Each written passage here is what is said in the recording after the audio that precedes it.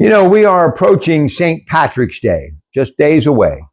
Truly one of my favorite holidays, the luck of the Irish.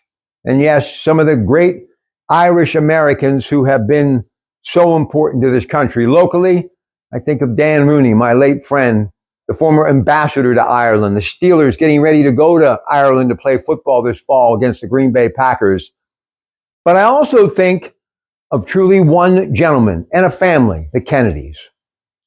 And John Fitzgerald Kennedy, when I, as a young child, remember listening to that inauguration, barely old enough to understand, but every time I've heard it years later, it takes me back to being a child in that home not too far from here with the safety of my parents and sisters. And yes, the 5x7 glossy of the president on top of the TV.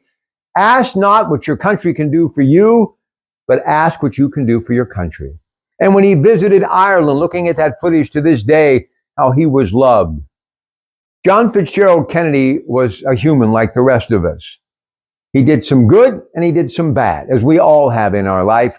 But one thing is for sure, Joe Kennedy and his children, and even now Robert, working with the Republican administration, I've always admired them for one reason.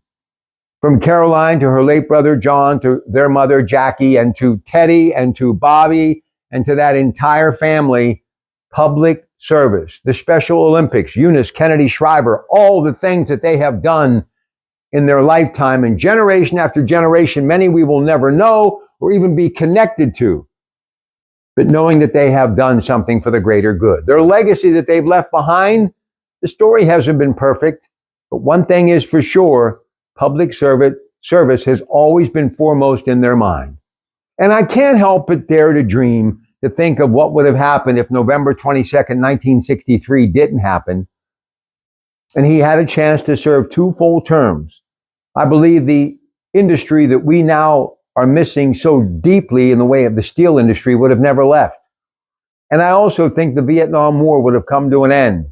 And I think America would have headed into a better future than we had because of what happened to JFK. Think about it.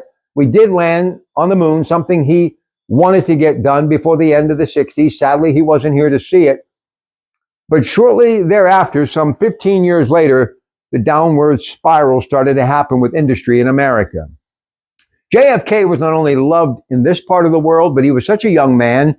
And if his health would have let him, he could have been an ambassador for this country, kind of like Bill Clinton, for decades.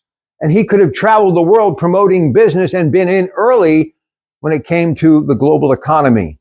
And just maybe the steel industry would have been lighting the lamp around the world, the feeder system, as opposed to them coming here and taking what we had and duplicating it in other parts of the world.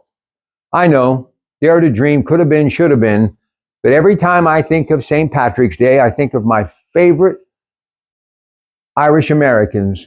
And yes, the Rooney family and what they did, and Art, his meaning father, Dan, and Dan's father, Art, did so many years ago by bringing us the Pittsburgh Steelers, but much more, bringing income and revenue into the city, and all of the things that go around with the merchandise and promoting of the Pittsburgh Steelers and giving us all something joyful to be talking about and experience every time that they kick off at Acrisure Stadium, and that beautiful stadium and all the things that come with it. And think about this. And I said this many years ago.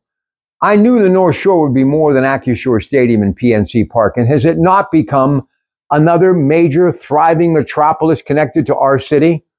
And think about what the North Shore has done for much needed finances in the city of Pittsburgh.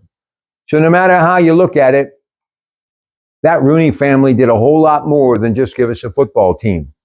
But it also gives me a chance to talk about them and my other favorite Irish Americans as we approach truly one of the best holidays ever. So let me be one of the first to say, Happy St. Patrick's Day from your Pratt Pack.